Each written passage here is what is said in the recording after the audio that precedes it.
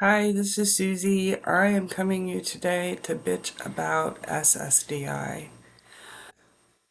I was sick after my gastric bypass surgery and 3 revisions in a couple-year period. That was sort of the start of the demise. I was sick ever since. I had small intestinal bacterial overgrowth.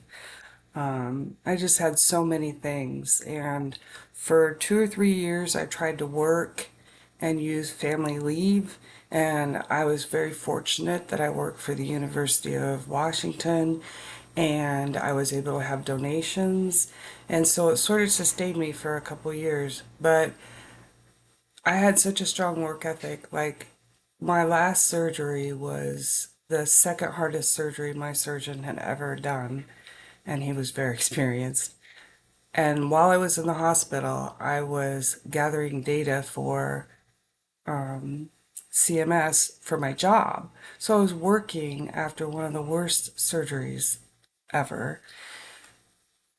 I only say that to say, not bravo to me, you shouldn't work in the hospital when you're just had surgery, but to tell you what my work ethic is like. Because I applied for disability through SSDI originally, and I was denied. And at the beginning, it was not clear what was wrong with me, and even still, we constantly are digging into why things are happening. But I'm too sick to work, and I applied for private Social Security, or not private, private disability insurance through University of Washington. I was denied originally, and then because of my documentation, I appealed and I was able to obtain it. So I had private insurance disability for 2 years. And then suddenly they asked for more documentation and then denied me, saying that the rules had changed. So for 2 years they paid me and then they stopped. No real explanation of why. And I can appeal it if I want to get my own attorney. I don't know how you're approved for 2 years and you're that sick and then you are not approved, but that's what happened. In the meantime, they hired an attorney for me so they didn't have to pay for my disability insurance, which doesn't make sense either. Right hand doesn't know what the left hand is doing. And I was just recently denied. Here's the thing. Everybody treats neuropathy like it's just your feet and hands, and if you can walk, then you should be able to work. But those of us with full body small fiber neuropathy and other autoimmune diseases can't work, not because we can't walk, but because of the chronic 24/7 pain. For me, I have gastroparesis. I get very, very sick when I haven't went to the bathroom for days. You tell me whether someone can work on a regular basis who maybe goes to the bathroom a couple times a month without drugs. So, and my blood work is I'm iron deficient anemic.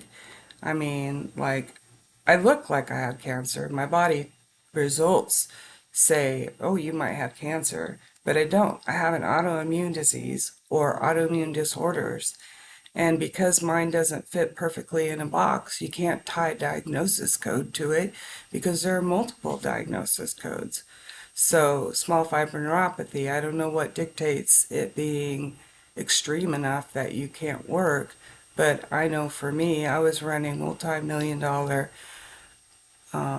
meetings and unable to talk. I can only do these videos because I work, and I say work loosely, but I do a video like once a week, and it takes me, for a 10-minute video, it takes me forever. And nobody would hire me like that. I wouldn't hire me.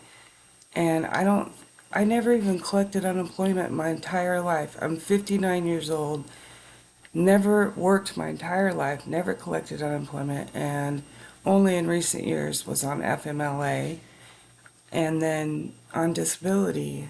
And I didn't even know what disability was used for. I never pictured myself not being able to work. I mean, people who are blind or get cancer, yeah. But to be sick enough with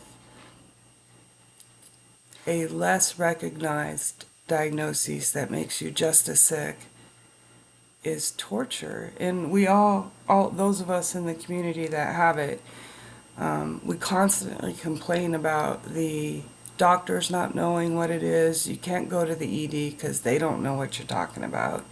Most PCPs have never heard of it until you tell them about it, and then they go and look at it.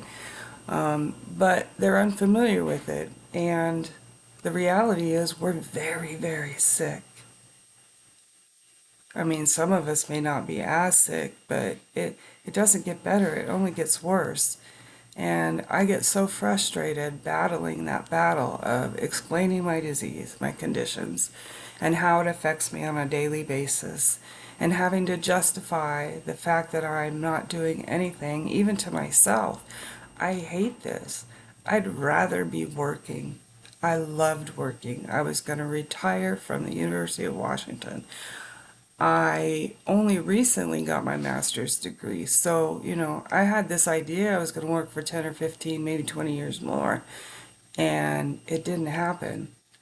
And now, I mean, to avoid political discussion because I hate it, but then with all of this stuff going on, everything's 10 times slower, and I don't even think anybody really looked at my case because it's the federal government and they're in a shutdown. So, I don't know what to do, but I suppose I'll take a deep breath, find an attorney finally, and just try that. But in the meantime, I was a primary earner in our family, and my husband doesn't make enough. And so we just bought a house last year, and we're trying to hang on to it because of all of this. This is such a whiner video, but it's the truth about what I'm going through, and I I want to know, I know other people have applied and been denied. I am getting an attorney, but I'm just, I don't know. If you have any ideas about this, I mean, you can read the posts from before in the support groups and find ideas, and my story isn't unusual, but it is really frustrating. So I guess if you want to whine a little bit, go ahead and watch this and post your own story. But man, it is just discouraging. And nobody really cares, except for your loved ones who live it with you. Anyway, I am getting an attorney. I'm going to take a minute, take a breath, and hit reset. And then I'm going to keep going. And I encourage you to do the same.